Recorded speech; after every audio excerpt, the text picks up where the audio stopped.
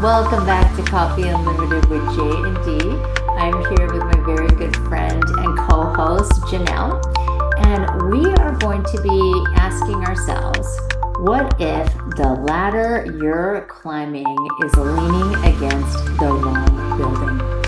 I was so inspired by your newsletter, Janelle, that I received this morning. Janelle is the creator of Monday Mindset, and she sends out this newsletter twice a month. And it was talking about reflecting on the conditioning and society and our cultures and recognizing and pausing. What if the ladder I've been climbing is leaning up against the wrong building? What if I actually don't want to be here? So I'm excited to dive into this conversation with you, Janelle. And I first want to know, how did you come up with this newsletter, this topic for Mm, talking about climbing up the wrong ladder or yeah, leaning up against the wrong building? absolutely. Well, like all of my newsletters, I write them when something inspires me. So I don't spend a lot of time pre-planning or creating a roadmap of my newsletters, so to speak. It's more organic than that. So I might read something, or I might hear something, or something just triggers an idea in my mind.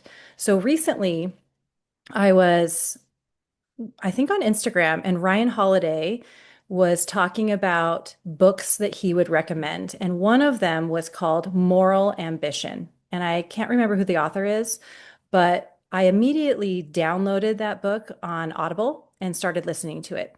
And the premise of the book is around, oh, it's a few things, but the nugget that inspired my newsletter was talking about how so many of us spend our careers with this ambition to chase success or chase money. And we're spending a lot of our time climbing up these careers only to find that sometimes we reach the top and look around and have this epiphany that we're on a mountaintop that we don't really want to be on top of. And when I read that summary, or I listened to that summary before I even got deep into the book, it actually stopped me in my tracks and really made me think about my own career and that of my friends and family and those around me.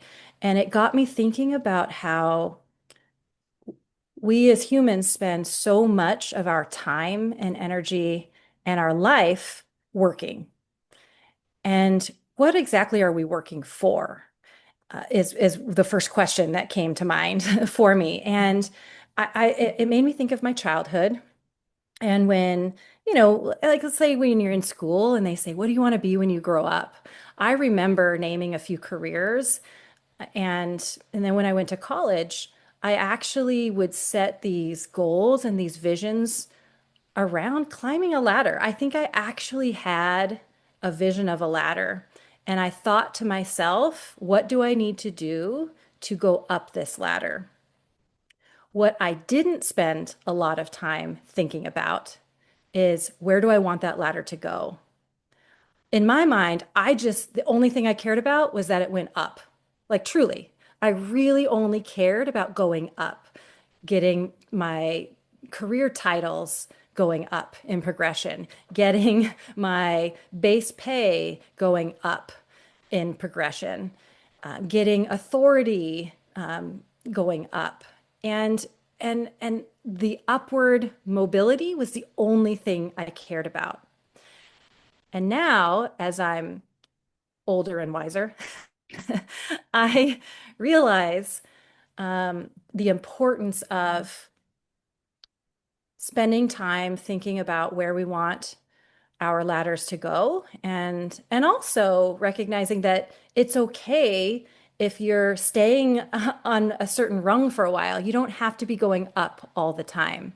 So, my newsletter, those newsletters are pretty short and brief. I can always, in my mind, think I could write for 2 more pages in a newsletter about a lot of different things that I'm thinking about. But for me, I wanted to bottom line it for readers, just to invite readers to ask themselves, what is their ladder leaning against?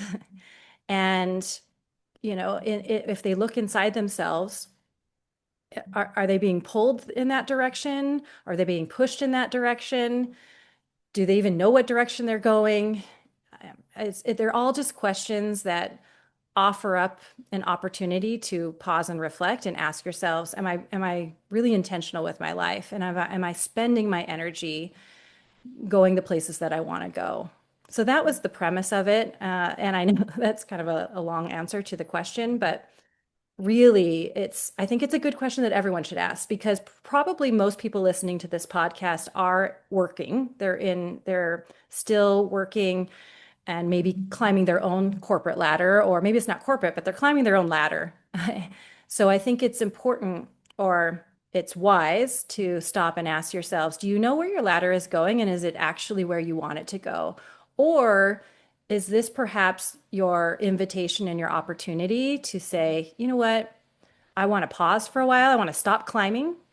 Or maybe I just want to choose a different ladder or choose a different building to be going towards because my goals have changed or my values have changed or my life situation has changed. Maybe the time that I have has changed or I want to spend my time differently. Yeah. I really appreciate that. I appreciated the inquiry too for your readers to reflect. It makes me think about our core values and doing another check. Maybe it's twice a year or something to go back to those and continue asking yourself, are these still my core values? Is this what is a priority for me? And are my actions aligned with those core values? It makes me think about some of my clients. I remember one of them was recently offered a promotion and they turned it down Mm, because they were you like, don't I hear mean, that often. I know you don't because it's kind of like when you're in the race, you're like, okay, right? Like the only way is up. When you're in the Hmm. race, it's like you just want to progress, and progression looks like higher salary, more responsibility, more input. And they just said, no, I actually really love where I'm at. I don't want to have additional responsibilities. I'm a mother.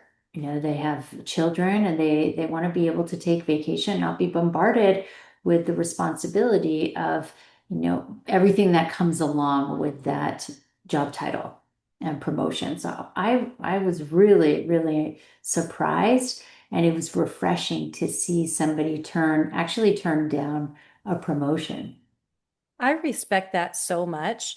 And I do think it's a sign of the times because a lot of people that have reached out to me as well, whether as clients or just friends seeking advice, or even strangers seeking advice, they're asking the same thing or considering the same thing. Hey, I have this opportunity to increase responsibility, to get this promotion, this new job title, whatever it might be.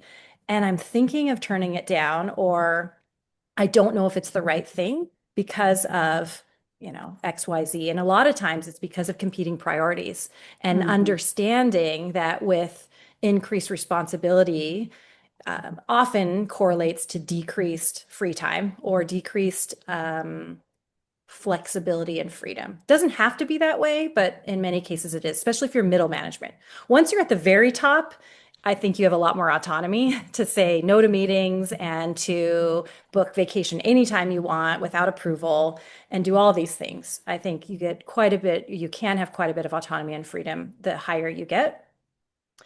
When you're in middle management, you still are um, at the, for lack of a better term, mercy of those above you on, Yeah. your schedule. So I love that this is what we're seeing because 15, 20 years ago, I didn't know anybody that turned down a promotion, Hmm. even when it was at the expense of their happiness, Yeah. at the expense of their freedom. It was as if people would think you're crazy if you turn down a promotion. Right. Because isn't that what everybody wants? That's at the time, society would tell you that, the higher your job title, the more important you are and the more value you bring to an organization, which we know is not true. Mm-hmm. But for some reason, that's what we were made to believe. It's certainly what I believed earlier in my career. I Yeah. believed I needed to move up as quickly as possible, and that would prove my value to the organization and prove my worth. Mm-hmm. So much that if I didn't get a promotion, then I was offended. Like I thought that they didn't value me. It's really interesting how we have these beliefs and these stories about career. I know. And don't get me wrong, I get, especially today when cost of living is so incredibly high, I understand why many people feel they have to climb the ladder so that they can make ends meet. And there's a difference between making ends meet versus, uh, you know, just climbing a ladder for the sake of for climbing it. So I think everyone needs to make that choice of what do I really need, and is this required so that I can actually just live life comfortably and a little bit more at peace, or am I doing this just because I think it's what I'm supposed to do or what I should be doing? And then here's another thing. I don't know if you did this, Neil, but I used to do this game of, okay, by the time I'm 30, I should be here. And by Mm. the time I'm 35, I should have this title. And by the Mm-hmm. time I'm 40, oh, I better be a vice president by the time I'm 40, which is so arbitrary and so silly. But it was that visual ladder that I had created when I was about 18 years old that had this timeline along the rungs of the ladder saying, if I'm successful, this is where I will be. Well, I mean, that's the power of visualization. I didn't get that specific. I mean, you and I had very different, like, Career especially at the paths. start of our careers. Like when I was in musical theater, I never thought I would work for a corporation. So I wasn't thinking about ladders. Although there are ladders in musical theater too. There are ladders That's in a the whole different ashram. topic. But yeah, it's this ego's tendency to want to progress, where whatever Yes. progression looks like. But I think about the power of visualization because everything you said was true. You did I manifest actually those did make things. it come to life. I really Yeah. did. And maybe we do an episode on that for those that would benefit from manifestation and visualization. For me, it has worked in my life in many different aspects. And I've honed that skill. All that to say, it doesn't make it right. Like if you're visualizing things that aren't that the foundation of your visualization is grounded in false truths about success or about value, Mhm. then even if you are quote unquote successful in manifesting your vision, doesn't make it right. Yeah. So I think there's still value, or there, of course, and I know you're not saying that there isn't value, but there's still value in making sure your visualization is one rooted in your values and not coming from a place of what outside influences tell you you should do, or tell you what your life Absolutely. should look like, or what your family of four, family of five should look like, with your white Mhm. picket fence. So I think, yes, we should do an episode on visualization and manifestation. I love But that. let's talk about what if the ladder is on the wrong building? What if you realize at some point, whether it's Yeah. today as you're listening to this or down the road, that Hmm. you've been climbing up a ladder successfully, and lo and behold, you realize it's leaning up against the wrong building. What do you do? I would love to go into that. And also, I would like to talk about the entrepreneur ladder too, Oh, yeah. because I think I mean, I noticed that in myself. Like, why do I want to, like, do I actually want to have more clients? Or is that something that, like, I feel that I'm supposed to have more clients? Or it's just things like that. So, Yeah. like, how many floors do I need? Maybe it's one level, right? Like, I'm on the Let's all ground build floor a and I like it. rancher. Let's live in a rancher that doesn't require second story. I want a beach bungalow. Exactly. Okay, Oh, so that's what do we even do? better. What do we do if we are climbing up this ladder and we Mhm. realize, hey, this is the wrong building? Yeah. Well, and you've we've talked about your career in the past, how you've gone many different ways, and those were you jumped different ladders kind of by circumstance and happenstance, right? So they weren't Hmm. necessarily intentional changes. So Right. maybe we talk about those with intentional, that have intentional changes. What would they do? And this is more probably coming from advice as opposed to our own lived experience, because I haven't. My ladder is pretty singular in my career. I've stepped off the ladder for breaks. That I Yeah. will say I've done well. I've taken time off and but then I always got back on the ladder and kept climbing up the very similar Hmm. ladder. So, what would I say as an HR professional or as a friend to someone who is realizing that they've put a lot of time, energy, money, you think about your education, all this going up a certain ladder, and now they want to be a dog walker, or like they want to do something completely different. Well, first of all, I'd say more power to you. I think that there is no such thing as the right or wrong career. I think your career, your income should be a means to enjoy life. It does not define you. So, no matter what building it's been against, whether you've been in the finance industry or retail or coaching or anything, whatever your career has been, it doesn't define who you are. And at any point, you can choose to take your experiences, your wisdom, your unique qualities into a different field at any point. I think hopefully everyone knows that it's okay to do that, even if you feel like those around you, your family, your friends will think you're crazy for giving up a career or giving up Yeah. on after you've invested so much time and energy. Well, and And those skills I find are transferable. Like, a I hundred feel like, percent. the years I spent on musical theater supported me in being able to lead programs, speak to a broad audience on stage without, being like, I can't do this. Right? I mean, so Absolutely. wherever you're at, whatever you've been doing, that skill that you've gained is transferable. Every experience you have, every single thing adds to your toolkit, as they would say. Right. That's 100%. You bring up a really good point. You've always been so good on stage, Danielle, and of course you are because you have a musical theater background. Of course the stage is comfortable for you. And it took you in front of hundreds of people that are all around the world. You've been all around the Mhm. world leading retreats and workshops and speaking at events. That's a really good point. And so everything is transferable. And even if you don't see a direct transfer, even if you want to do something completely out of left field or completely different than what you've been doing, that's okay.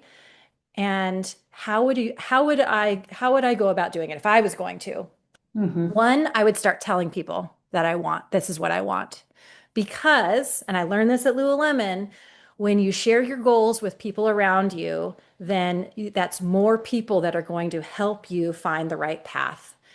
And there's so much power in people's network or people's their own Absolutely. experiences. You might tell someone, you know what, I want to be a dog walker. I really want to, or I want to start something with animals, maybe house animals or something.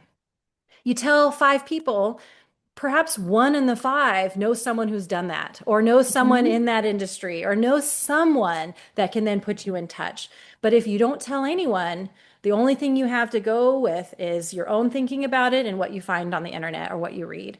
So get people in your corner, tell people what you want to do, because more often than not, people want to help you reach your goals and you're going to have access to a lot more creative problem solving if you bring in those around you. So that's the first thing I would do is just tell people this is what I want to do. That's so What's important. something, yeah, what's something you would advise? Well, I want to just ask you about this dog walking thing because you Hmm. mentioned it twice. I might know So, someone who said that to me oh, okay. recently. She said Yeah. she's a physical therapist, has been a physical therapist her whole career, very successful, and she loves the outdoors and loves animals.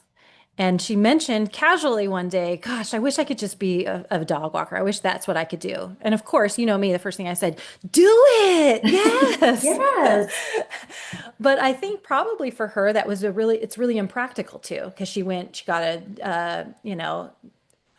advanced degree in physical therapy, like a doctorate, has Hmm. spent, over 20 some years being a physical therapist, has tons of clients that rely on her. She's very successful in all aspects of that world. But there's something she wouldn't have made the comment if there's something that is missing. And she knows she's alive when she's in the outdoors, and she knows that she loves to hike, and that makes her happy. So Hmm. it was a no-brainer to me. I'm like, yes, combine the two. The thing that makes you so happy, that makes you Yeah, joyful, keeps you healthy, makes you alive. Plus, I know there's an endless need for dog walkers. There is no absolutely. shortage of need. There are so many families that have dogs that would love a trusted person to take their dog on the trails. I mean, So, maybe every one of her clients has an animal, right? well, that's a good point. She already has a client base. That's Yeah. such a good point. I didn't even Well, think about and the that. other thing though, it's like this either or mentality, especially Mm, if you're a physical therapist. yeah. Like, I feel like that is an occupation where you could be like, I'm working 3 days a week. Yes, you could That's it. scale back and Right. just start ramping up this side and do them simultaneously for a while and then just slowly move over to the other ladder, like one foot on Totally. both ladders for a little while. Yeah. And then just fling that other ladder and don't look back is what I would I do. mean, this dog walker thing, one of my neighbors was saying that his sister became a Mhm. dog walker in New York City, makes 6 figures. Oh, I believe it. I believe it. We have in North Van, I met this lady who started doing this on the side and now it's her full-time business. She lost 150 pounds because she was walking so much. Oh my gosh, She's like Janelle, a new person. maybe we should do this. We should walk dogs. We can make money and lose weight at the same time. This Oh is my a gosh, that's like a win-win. win-win-win. That's a real win. No, I'm telling you, like this is just one example, and there's endless examples out there where on first listening, you might think, "Oh, that's a silly idea," or There's no money in that," or "Why would you Mhm. give up?" To me, it's like it's not that you lose your 25 plus years of experience. Yeah. You've impacted countless lives in a positive way. You've made money. You've gone all these vacations, all these things. I'm just saying it doesn't mean you have to spend the rest of your life doing it. Nobody is locked into anything. Nobody is stuck on any ladder because, first of all, we make our own choices. We choose when we're on a ladder or not. Like I Hmm. said, I stepped away completely twice just by choosing it. That's all I had to do was choose it. And Yeah. also, even if you've been in this career for this so long, you're choosing it every day. Technically, when Mhm. you go to work every day, you're choosing it. No one is handcuffing you and forcing you to go. So you're choosing it, and you can always choose otherwise. So I think, and it doesn't discount all those years that you did great work. It just means that Absolutely. you're ready to spend your time doing something different. And I think Hmm. the more people need to choose that way because we know what makes us happy and we know what lights us up. And spend your time making money doing something that you enjoy so that you can use that money also doing something you enjoy. Just remember that your career is meant to serve you, not be your master. You're not serving Yeah, it. Hmm. absolutely. Yeah, I think what might be challenging for some folks is not knowing what they Mm. want, Oh, especially if yeah. you've had, multiple decades in one career. Hmm. And it's almost like that dream that you had when you were really young and you weren't confined with any constraints. You weren't Yeah, thinking about how am I going to be able to afford the mortgage or whatever. totally. I just am, expressing from my heart. Hmm. So I would suggest if somebody's there where they're like, gosh, I've been doing this for so long, I have no idea what I would do if I didn't have this is if they do have the means to just either take a sabbatical Mm. or like step off the ladder for a moment if that is an option. And hopefully it is. If somebody's been in the same career for 30, 40 years, they can pause and be like, what is it that I truly desire? But I feel like without that pause, sometimes it's hard to know exactly what you want. 100%.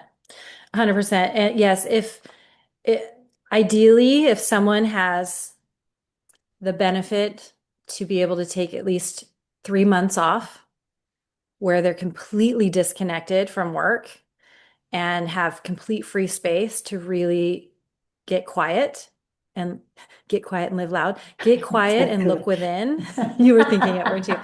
Get quiet, look within, journal, talk to people, meet with people, and just see what arises. That's great. If not, I often tell people just think about your day and think about catch the moments where you feel most alive and Mm, catch the moments where you feel most at ease.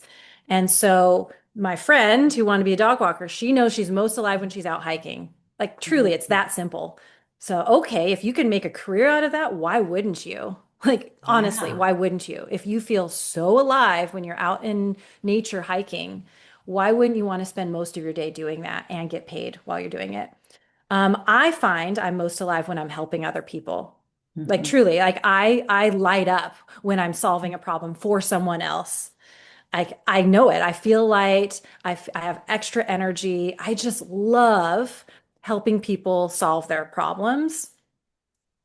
Whether it's as simple as um, what they should do for their career, when I think about the HR perspective, like career Mhm. advice, or even helping them with their house, like anything. So that starts to narrow it down for me. Whatever I do for a career, I should be helping others in some way, which is probably why I chose HR, human resources. So, that worked for me. But I think, a lot of people will find, whether it's maybe they're working with kids or maybe it's, um, tackling a to-do list. I know a lot of people actually that just like to like heads down, like get through something, and that makes them feel so accomplished and alive. Mhm. So, okay, well, what might that look like for an income? I even hesitate to say the word career. It's just think of it as an income because then it creates this flexibility. You can change it at any time.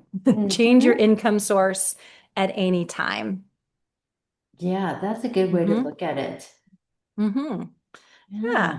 Well, this has been a interesting and fruitful conversation, I think. If you've been listening and it piqued your interest, great, because we actually, in our next episode, we're going to continue on this ladder conversation. And we're actually going to talk about if you are climbing a ladder, what might you do to bring others up the ladder with you? So stay tuned for that next week. But if you like what you listen to, feel free to subscribe or don't. It's okay if you don't. But we enjoy having these conversations and we enjoy your comments as well. So feel free to always reach out if you have any questions or topics you'd like us to explore. Thanks, Danielle. Thanks, Janelle. Bye.